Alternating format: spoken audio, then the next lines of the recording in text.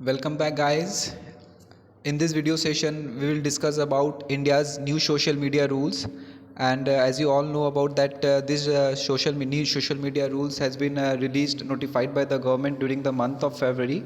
And after releasing of this draft social media rules, the government has kept it for 90-day trial period, and this rules has been enforced, has been given force from the period of May, that is from the last week of May. इसे force में, इस कानून को force में लेते आ गया है. So moving further, government notified new guidelines for social media platform, OTT players and digital media. तो आप देख सकते हैं गवर्नमेंट ने रिलीज़ किया है, एक नया गाइडलाइन जारी किया है regarding to social media platform, OTT players and digital media. इस रूल के तहत जितने भी सोशल मीडिया प्लेटफॉर्म होंगे, ओवर द टॉप प्लेयर होंगे और डिजिटल मीडिया है, इनको नियंत्रित, इनको रेगुलेशन के लिए एक गवर्नमेंट ने एक नया रूल जारी किया है. तो इस रूल का नाम है दोस्तों information technology intermediary guidelines and digital media ethics code rules 2021. तो गाइज आप देख सकते हो ये नया जो रूल है ये रिलीज़ किया गया है ministry of electronics and information technology द्वारा, और इस रूल का जो नाम है वो information technology intermediary guidelines and digital media ethics code. Moving further, there are some key highlights of this rule. कुछ मुख्य आकर्षण है इस रूल के. बेसिकली 7 मुख्य आकर्षण है, जो मोस्ट हाईलाइटेड फीचर्स है वो 7 है. हम लोग देख लेते हैं इसको पॉइंट वाइज करके. पहला जो है मुख्य हाईलाइट इसमें, पहला removal of content from social media. Second one is categorization of social media. Third is related to safe harbor mechanism. Fourth one is related to grievance redressal mechanism. Fifth one is for penalties for companies violating these guidelines. Sixth one is for rules for OTT services, and the last one is rule for digital news portal. So guys आप देख सकते हो ये 7 basic features हैं, और सारे basic features को हम लोग एक एक करके अब सारे को डिटेल में हम लोग डिस्कस करेंगे. तो हमारा पहला जो हमारा मोस्ट हाईलाइटेड फीचर है वो removal of content from social media. तो आप देख सकते हैं कि सर ये सारे जो सोशल मीडिया में जो कंटेंट है उन्हें, उनके रिमूवल का क्या प्रोसीजर है ये हम ज़रा जान लेते हैं. Upon being asked by court और by a government authority will be required to disclose the first originator of the mischievous tweet or message. So basically, if social media intermediaries upon being asked either by the court or by a government authority, then they will have to disclose the first originator of this mischievous tweet or message. यानी कि दोस्तों अगर किसी social media intermediaries को अगर किसी court या government authority के द्वारा अगर पूछा गया है किसी कंटेंट को डिस्क्लोज करने के लिए कि इसके ये जो अगर कोई बैड कंटेंट है, कोई बैड ट्वीट है या कोई बैड मैसेज है, इसको फर्स्ट ऑरिजिनेटर कहाँ से ये मैसेज ऑरिजिनेट किया, इसको डिस्क्लोज करने के लिए अगर किसी कोर्ट या किसी गवर्नमेंट अथॉरिटी द्वारा पूछा जा रहा है, then social media intermediaries are liable to disclose all this information to that concerned authority. Moving further, the platform will be liable to disclose the originator of the message only for the purpose of prevention, detection, investigation, prosecution or punishment of an offence related to sovereignty and integrity of India, the security of the state, friendly relation with foreign states or public order. तो आप देख सकते हो दोस्तों ये जो social media platforms है ये उत्तरदायित्व है, इन्हें सारा इन्फॉर्मेशन जो है डिस्क्लोज करना है. In what case they have to disclose information if that case is related to the sovereignty and integrity of India, यानी कि भारत के संप्रभुता, भारत की आत्मसम्मान, भारत की सुरक्षा, भारत के दूसरे देशों के साथ व्यवहारिक हमारे जो संबंध है, जो दोस्ती संबंध है, इसमें कहीं हमें कुछ खराबी ना हो जाए, कुछ व्यवस्था खराब ना हो जाए, इस सब के संदर्भ में अगर कोई इन्फॉर्मेशन की हमें सोशल मीडिया इंटरमीडिएट से ज़रूरत है तो सोशल मीडिया इंटरमीडिएट्स को इन्फॉर्मेशन डिस्क्लोज करना पड़ेगा. Moving further, 10 categories of content that the social media platform should not host. देखिए गवर्नमेंट ने 10 कैटेगरी के कंटेंट को सोशल मीडिया प्लेटफॉर्म में होस्ट करने से बांट कर दिया है. Upon receipt of information about the platform hosting prohibited content from a court or the appropriate government agency, it should remove the said content within 36 hours. तो दोस्तों इसमें इससे पढ़ के समझ में हमें ये आ रहा है कि अगर किसी सोशल मीडिया इंटरमीडिएट्स को अगर कोई इन्फॉर्मेशन कोर्ट या कोई अप्रोप्रिएट गवर्नमेंट एजेंसी से प्राप्त होता है regarding to any prohibited content being hosted on that platform, then within the receipt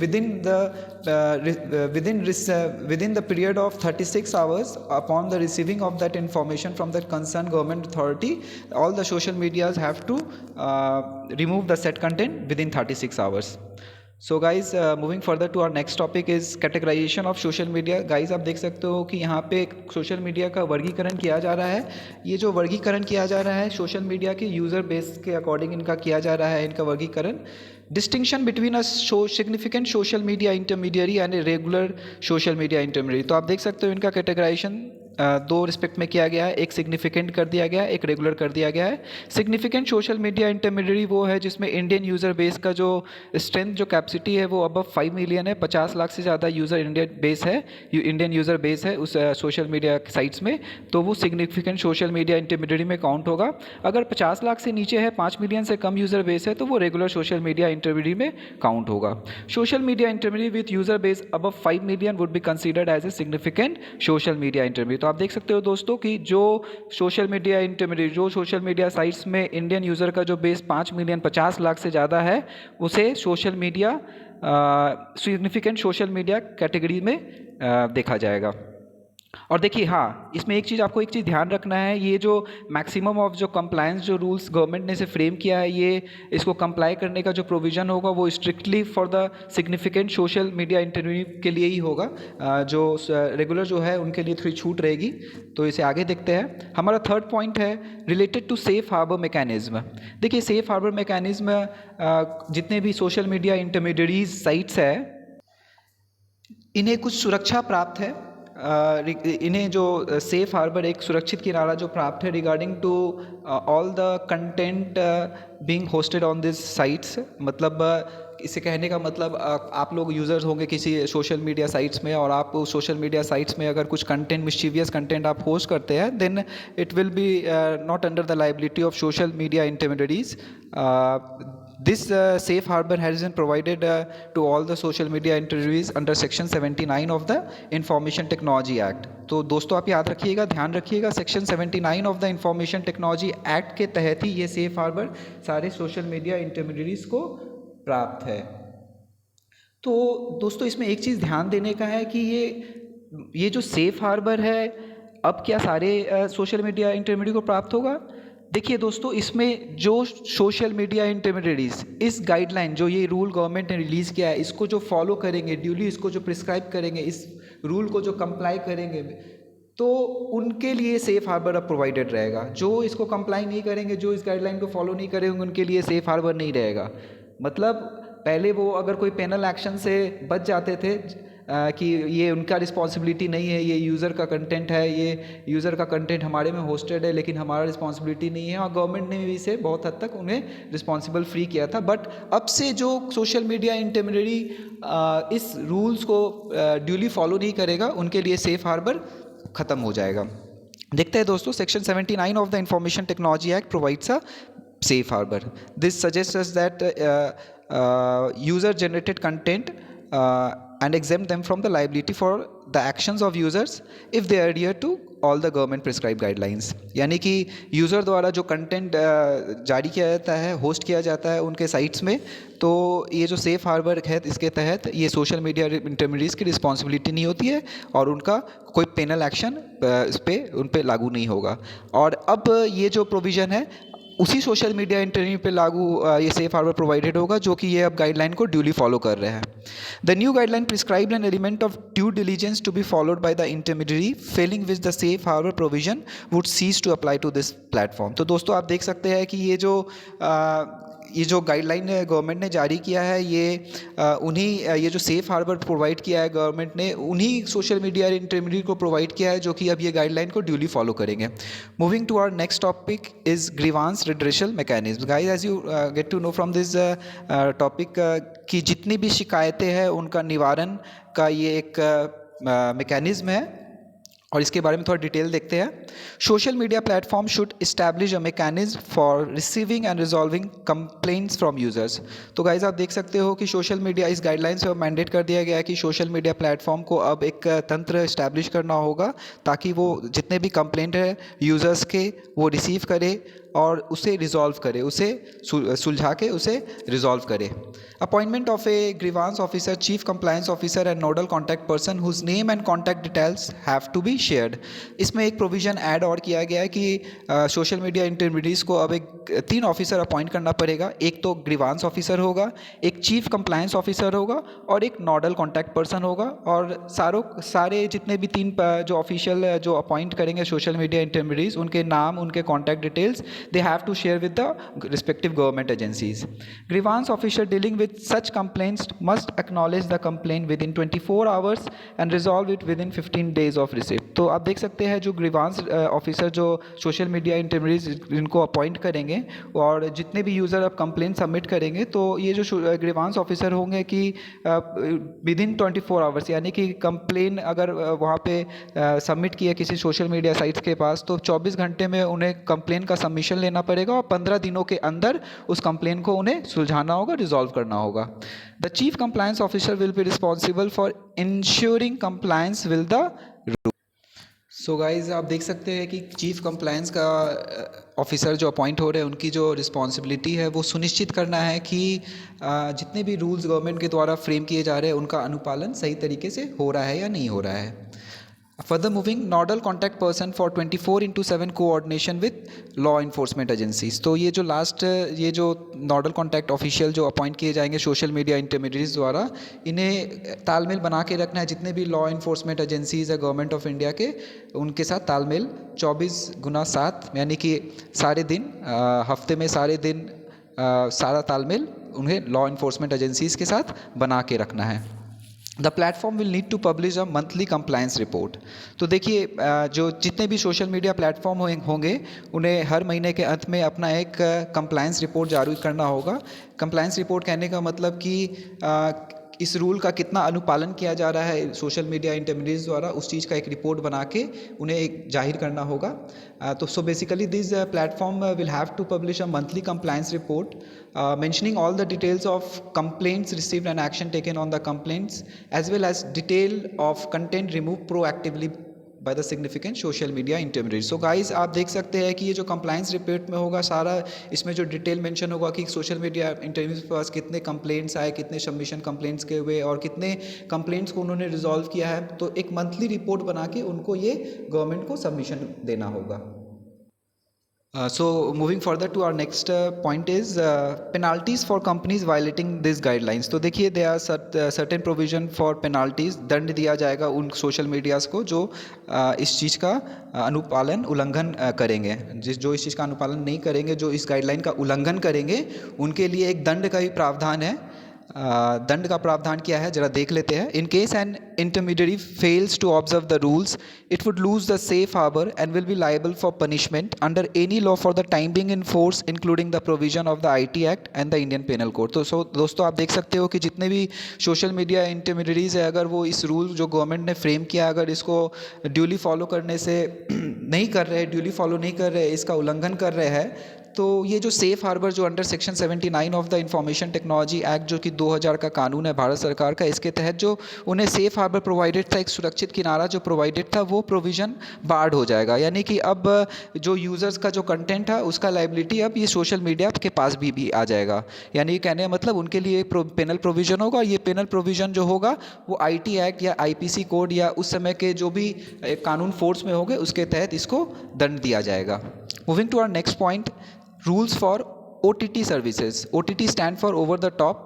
आप देख सकते हो गाइस कि आप लोग ऑनलाइन स्ट्रीमिंग में बहुत सारे मूवी देखते होंगे, नेटफ्लिक्स, यूट्यूब में और भी बहुत सारे हैं। ये सब सारे OTT प्लेटफॉर्म है, अमेजॉन प्राइम जैसे है, ये सब सारे OTT प्लेटफॉर्म है। इनके भी रेगुलेशन के लिए गवर्नमेंट ने इसमें प्रोविज़न रखा है इस नए रूल में।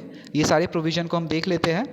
Grievance redressal system for OTT platform. तो गाइज आप देख सकते हो there is a provision for grievance redressal system, यानी कि शिकायत का निवारण जो होगा वो इस OTT प्लेटफॉर्म के लिए भी होगा। And the next is like government is asking OTT platform to self regulate. Government देखिए गवर्नमेंट OTT प्लेटफॉर्म को नियंत्रित करने के लिए कोई बॉडी नहीं बना रही है, उन्हें कह रही है कि आप खुद से अपने आप को नियंत्रित कीजिए, चीज़ों को नियंत्रित कीजिए आप। आप बेसिकली आप गाइस देख सकते हो लाइक फिल्म्स जितने भी रिलीज़ होते हैं आप फिल्म्स देखते होंगे तो they have basically a censor board to regulate all the content of the film. So OTT के लिए बेसिकली ने गवर्नमेंट ने कोई रेगुलेटरी बॉडी अभी बनाया नहीं है। गवर्नमेंट ने कहा है कि बेसिकली आप लोग सेल्फ रेगुलेशन कीजिए।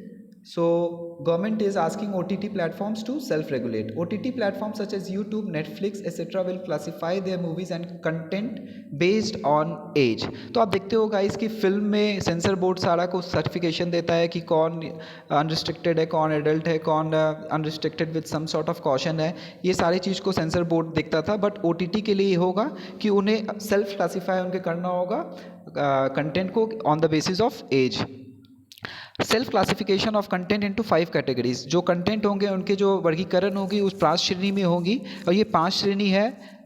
पहला श्रेणी आपका आप देख सकते हैं यू है, दूसरा UA 7+ है, UA 13+ है, UA 16+ है, एंड ए है। देखिए यू जो होता है वो अनरिस्ट्रिक्टेड कंटेंट होता है, सबके लिए विजुअल वो ऑथराइज होता है। UA होता है unrestricted with some sort of caution. Further moving, mechanism of parental lock is also being provided. There is a provision for this parental lock has also been provided in this guideline. So basically guys, there is a mechanism of parental lock for ensuring compliance with the same. And you all know guys that Netflix platform has already have an option for a parental lock. अभी आपको पता है Netflix जो platform है, जो OTT platform है, उसमें already parental lock का ऑप्शन प्रोवाइडेड है। Moving to our next point, rules for digital news portal. So for publishers of news on digital media, they all will have to require the observe norms of journalistic conduct of the Press Council of India and the program code under the Cable Television Networks Regulation Act, providing a level playing field between the offline print TV and digital media. तो guys आप देख सकते हो कि एक level playing field बनाने के लिए, प्रोवाइड करने के लिए between this offline and digital media. और डिजिटल मीडिया आपको पता होगा those platform which disseminate news digitally. तो डिजिटल प्लेटफॉर्म और ऑफलाइन प्लेटफॉर्म लाइक प्रिंट और टीवी जो प्लेटफॉर्म है, इसको क्लासीफाई करने के लिए इनको level playing field, same level playing field में इनको रखने के लिए गवर्नमेंट ने डिजिटल मीडिया के लिए प्रिस्क्राइब किया है कि like they have to follow the journalistic conduct of this Press Council of India and the provision of the Cable Television Regulation Act. मतलब दो प्रोविजन उनको फॉलो करना होगा। Further moving, 3 level grievance redressal mechanism has been provided. So basically governments want a 3 level grievance redressal mechanism for this digital news portal. ये 3 level में शिकायत निवारण का जो तंत्र गवर्नमेंट ने इस्टेब्लिश किया है, ये देख लेते हैं कि इसमें जो सबसे पहला जो बेस लेवल होगा उसमें आपको देख सकते हो दोस्तों, self regulation by the publisher. यानी कि आप देख सकते हो कि जितने भी पब्लिशिंग हाउस है, जितने भी डिजिटल पब्लिशिंग प्लेटफॉर्म है, उन्हें पहला जो होगा, जितने भी कंटेंट होंगे उनको नियंत्रित करने के लिए उन्हें इन हाउस एक सेल्फ रेगुलेशन का एक एम्बिट दिया जा रहा है, एक प्रोविज़न दिया जा रहा है। इसके बाद एक सेकंड लेवल जो आ रहा है, ये जितने भी आप digital medias, digital news portal होंगे, इनके लिए एक सेल्फ रेगुलेटिंग बॉडीज़ का प्रोविज़न भी दिया जा रहा है। And that self regulating bodies will be self regulated by themself. And the third one is oversight mechanism. The oversight mechanism basically is provided at the ministerial central level.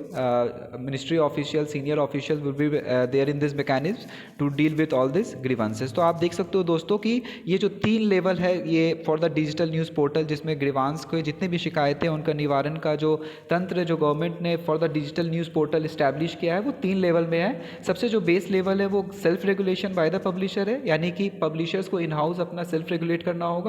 Second one is self regulation by the self regulating bodies, like all the publishers will appoint and will organize a self regulating body, and that self regulating body will be self regulated by themselves.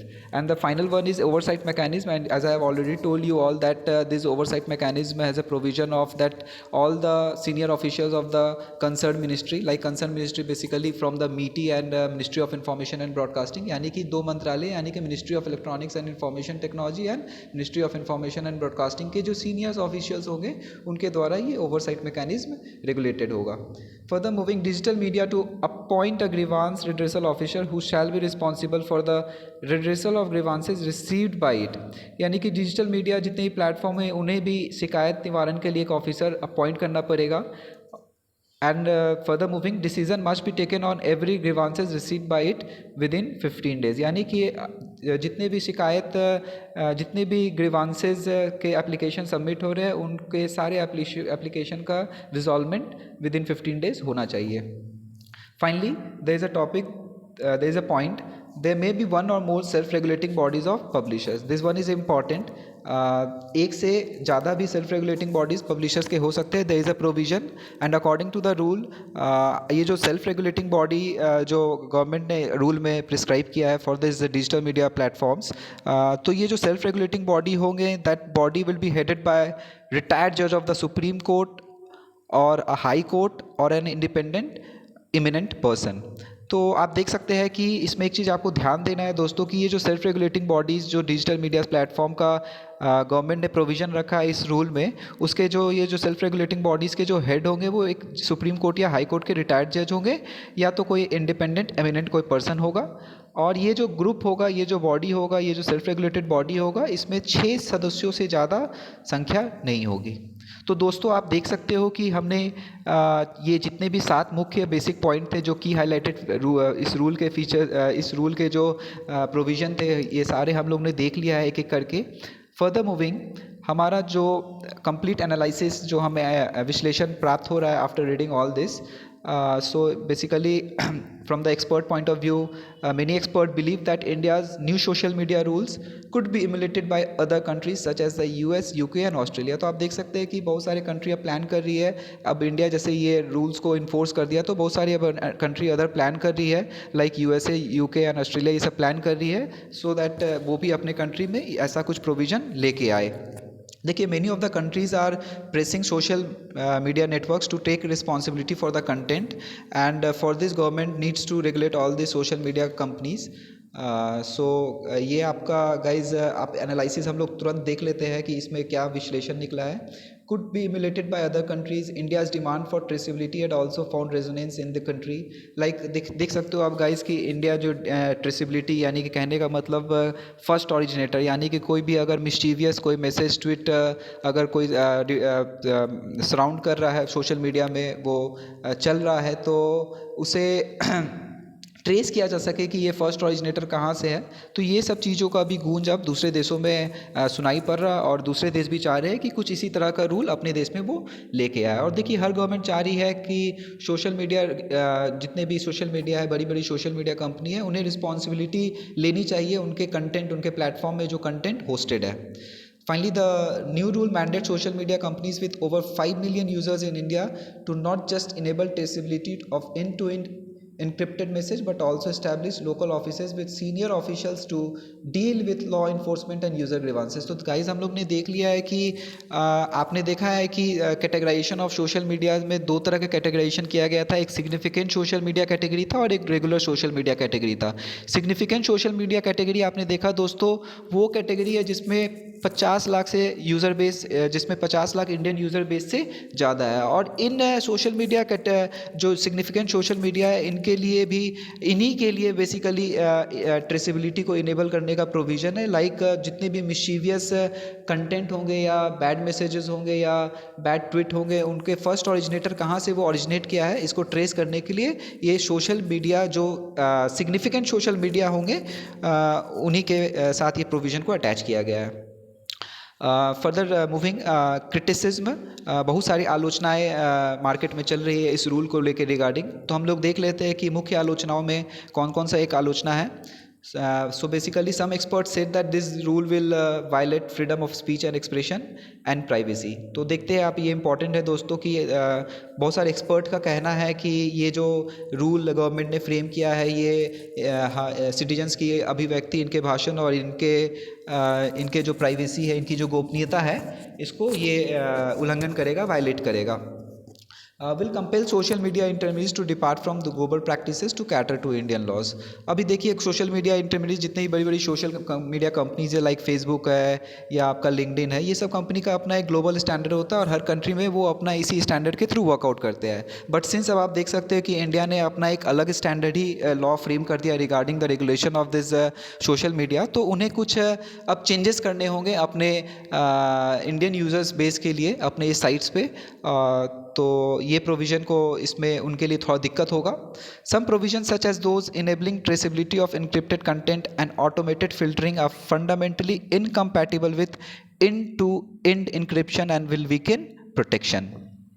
So guys आप देख सकते हो यहाँ पे कि कुछ प्रावधान जो इसमें दिए गए इस रूल में, लाइक इसमें सक्षम करना है कि ताकि लाइक गवर्नमेंट अगर जब मांगे कोई आपका information regarding to if that information is violating any of the guideline, तो ये जो है ये जो इंड टू इंड इनक्रिप्टेड है, यानी कि कहने का मतलब ये व्हाट्सएप लाइक आप फॉर एग्जांपल देख सकते हो कि ये इंड टू इनक्रिप्टेड प्लेटफॉर्म है, यानी कि आप एक मैसेज अपने प्लेटफॉर्म से दूसरे के मोबाइल में आप मैसेज भेजते हो तो वो कोडेड फॉर्म में जाता है. तो ये कोडेड फॉर्म में अगर वो आप ऑरिजिनेशन कहाँ से मैसेज ऑरिजिनेट हुआ है अगर गवर्नमेंट इसको आस्क करती है और अगर पूछती है और गवर्नमेंट को सोशल मीडिया इंटरमीडिएट्स अगर ये इंफॉर्मेशन प्रोवाइड करता है तो this will basically will weaken the protection fundamental.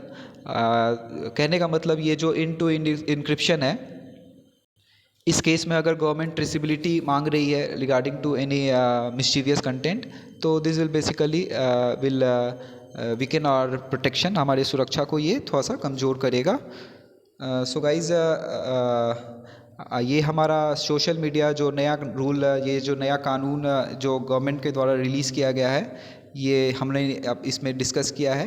तो आप हमें बताइएगा कि आपको ये वीडियो कैसा लगा, और इसमें सारे तथ्यों को हमने खुल के एक एक पॉइंट को डिस्कस किया है. और आप अपने जो रिकमेंडेशन सजेशन होंगे आप हमें भेज सकते हैं, कमेंट बॉक्स में डाल सकते हैं. और कोशिश कीजिए दोस्तों ज़्यादा से ज़्यादा इस वीडियो को शेयर कीजिए, इस चैनल को लाइक कीजिए, सब्सक्राइब कीजिए और इस इन्फॉर्मेशन को डिसेमिनेट कीजिए, अपने दोस्तों के बीच में रखिए. Thank you guys, thank you all.